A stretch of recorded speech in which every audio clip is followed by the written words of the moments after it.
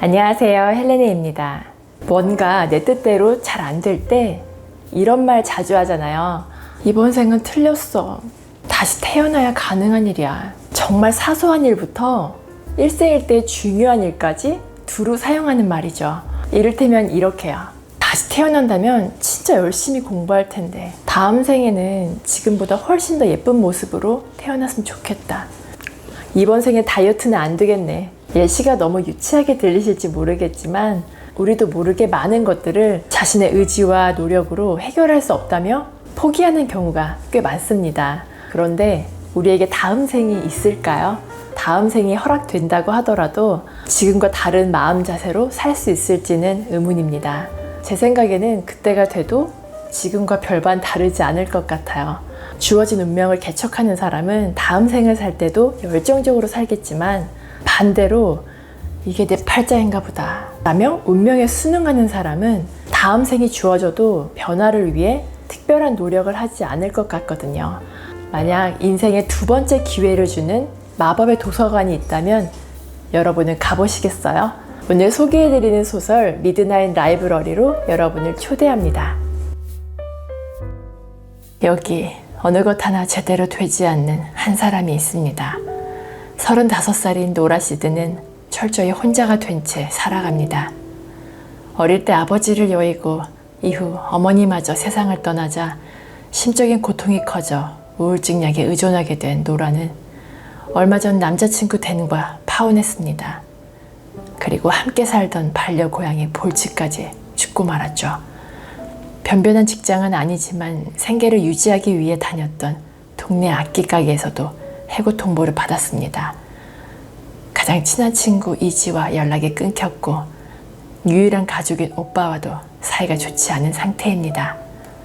더 이상 기대할 것 없는 삶을 견디지 못한 노라는 자신이 우주에서 불필요한 존재라고 생각하며 자살을 결심합니다. 죽기로 한 시간은 밤 11시 22분이었고 노라가 눈을 뜨자 시간은 자정에 멈춰 있었죠. 그리고 한 번도 와본 적이 없는 장소에 도착하게 됩니다. 노라는 자신이 초록색 책들로 가득 찬 도서관에 있다는 것을 깨닫습니다. 그곳은 삶과 죽음 사이의 미스터리한 공간이며 이상하게도 시간이 흐르지 않습니다. 그리고 그곳엔 주인공 노라 말고 또 다른 사람이 존재합니다.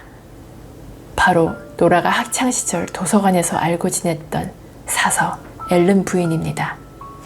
앨런 부인은 노라에게 이렇게 말하는데요. 삶에는 수백만 개의 결정이 수반된단다. 중요한 결정도 있고 사소한 결정도 있지. 하지만 둘 중 하나를 선택할 때마다 결과가 달라져. 되돌릴 수 없는 변화가 생기고 이는 더 많은 변화로 이어지지. 이 책들은 네가 살았을 수도 있는 모든 삶으로 들어가는 입구야. 그러면서 자정의 도서관이 존재하는 동안 죽음으로부터 보호받을 수 있으니 이제 어떻게 살고 싶은지 결정하라고 합니다. 앨런 부인은 노라 인생 전반에 걸친 문제들이 적혀있는 후회의 책을 건네주는데요. 그 책 속에는 사소한 것부터 중요한 것의 순서대로 노라가 그동안 후회한 일들이 배열되어 있습니다. 수많은 후회를 읽으면서 고통스러워하는 노라를 보며 앨런 부인은 어떤 게 제일 후회되는지 묻습니다. 그리고 또 다른 인생을 골라보라고 권하죠. 노라가 진정으로 살고 싶은 삶을 발견하면 늙어서 죽을 때까지 그 삶을 살 수 있다고 알려줍니다. 다만 언제가 되었든 실망감을 느낀다면 다시 도서관으로 돌아오게 된다는 사실도 말합니다.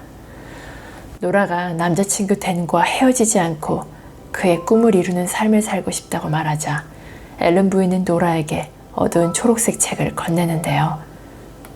책 등에는 제목이 적혀 있지 않지만 표지에 나의 인생이라는 제목이 적혀 있습니다. 노라가 첫 장에 적힌 문장 그녀는 펍에서 나와 차가운 밤 공기 속으로 걸어갔다를 읽자 글자가 빠르게 돌아가며 도서관이 사라집니다. 노라가 있는 곳은 시골에 있는 펍입니다. 예전에 남자친구 댄이 시골에서 펍을 운영하는 게 꿈이라고 했었는데 이번 생에 노라는 댄과 결혼 후 함께 그의 꿈을 이루며 살고 있습니다. 하지만 남편 댄은 펍을 한다는 핑계로 술고래가 되어 있고 노라를 두고 외도를 했습니다. 댄과 대화를 하며 노라는 과거에는 모르고 지나쳤던 것들을 알게 됩니다. 댄은 뮤지션이 되고 싶어하는 노라의 꿈을 지지하지 않았고 노라를 대할 때 은근히 가스라이팅 했습니다. 이건 그녀가 상상했던 삶이 아니었던 거죠. 철저히 실망감을 느낀 노라는 다시 도서관으로 돌아옵니다. 그리고 앨런 부인에게 그냥 죽고 싶다고 말합니다. 그 말을 들은 앨런 부인은 신중한 어조로 이렇게 말하는데요. 뭔가를 하고 싶다는 건 재미있는 말이야. 그건 결핍을 의미하지. 가끔씩 그 결핍을 다른 걸로 채워주면 원래 욕구는 완전히 사라져. 어쩌면 넌 무언가를 원한다기보다 무언가가 결핍된 것일지 몰라. 네가 정말로 살고 싶은 삶이 있을 거다. 앨런 부인의 조언을 듣고 난 노라는 다른 인생 속으로 들어가 봅니다. 고양이 볼치가 죽지 않고 자신과 사는 삶, 친구 이지와 오스트레일리아에 가는 삶, 아빠가 원하는 대로 수영선수가 되는 삶으로 들어가 보지만 노라 자신의 꿈을 이루기 위한 꿈이 아니었기에 행복하지 않았습니다. 노라는 자신이 하고 싶었지만 차마 용기를 내지 못했던 빙하학자의 삶을 살아보기로 합니다. 그곳에서 북극곰과 마주하면서 처음으로 죽고 싶지 않다는 생각을 하게 되는데요. 노라는 자신이 살고 싶어 한다는 사실에 충격을 받습니다. 가까스로 위기를 모면한 노라는 그곳에서 자신과 비슷한 상황에 또 다른 이동자 위고를 만납니다. 위고는 지금까지 300개의 삶을 살아봤는데 아직도 원하는 삶을 찾지 못했다고 고백하죠.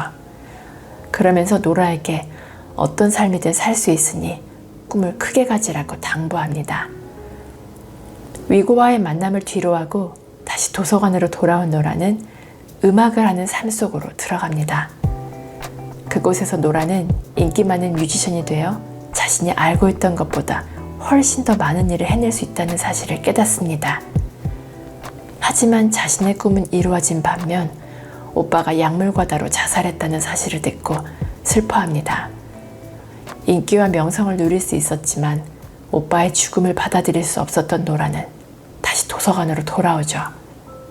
원하는 삶을 찾아 떠났는데 예측하지 못한 일들에 실망을 거듭한 노라에게 앨런 부인은 인생을 체스 경기에 비유하며 이렇게 이야기합니다. 체스에서 한 번이라도 이기려면 무언가를 깨달아야 해. 경기가 끝날 때까지 끝난 게 아니야. 가장 평범해 보이는 게 나중에는 널 승리로 이끄는 요인이 될 수 있다. 체스를 두는데 올바른 방법은 없어. 그저 많은 방법이 있을 뿐이야. 인생과 마찬가지로 체스에서는 가능성이 모든 것의 기본이야. 절대 사소한 것의 중요성을 과소평가하지 마라. 이 말을 듣고 난 노라는 동물들을 돌보며 편안하게 사는 삶으로 떠나고 포도밭과 와이너리를 소유하며 평탄하게 지내는 삶을 살아보기도 합니다. 모두 아무 문제 없이 편한 삶이었지만 다른 삶을 향한 갈망이 있어 정착하지 못하죠. 노라는 그 뒤로도 수많은 삶을 찾는데 더 많은 삶을 살아볼수록 더 나은 삶이 있을 거라는 기대감을 버리기 힘들어합니다. 그러다 문득 노라는 자신이 자살을 시도하기 전날 밤 반려고양이 볼츠가 죽은 걸 발견하고 노라에게 찾아와 그 사실을 알려주고 함께 묻어준 애쉬를 떠올립니다. 애쉬는 노라가 일했던 악기 가게에 온 손님이었는데요. 외과 의사이기 때문에 노라와 병원에서 마주친 적이 있습니다. 노라에게 커피를 마시자고 했었는데 그 당시 댄과 사귀는 중이라 거절했었죠. 노라는 애쉬를 선택하는 삶을 살아보고 싶다고 앨런 부인에게 말합니다. 눈을 떠보니 손가락에 결혼 반지를 끼고 있고 침대 옆에는 애쉬가 누워 있습니다. 그리고 4살 된 딸도 있었는데요. 그곳에서 노라는 대학 교수가 되어 있었습니다. 사랑스러운 딸, 좋은 남편 애쉬와 함께 좋은 동네에 좋은 집에서 사는 좋은 것들이 넘치는 삶을 살게 된 노라는 다시 도서관으로 돌아가고 싶어 하지 않는데요. 가장 완벽해 보이는 이곳에서 노라는 영원히 살게 될까요?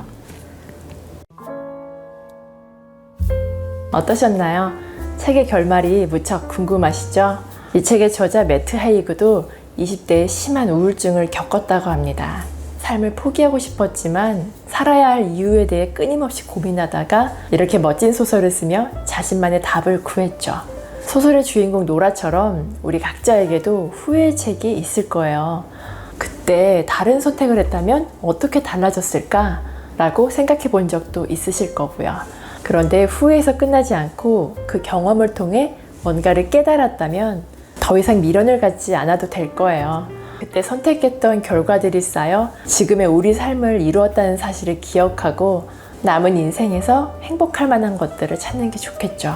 이 책을 다 읽고 난 날 여느 때처럼 산책을 하다가 하늘을 보는데 이런 생각이 들었어요. 우주 어딘가에 또 다른 삶이 있다면 지금 살고 있는 이 삶을 어떻게 바라볼 것인지 말이에요.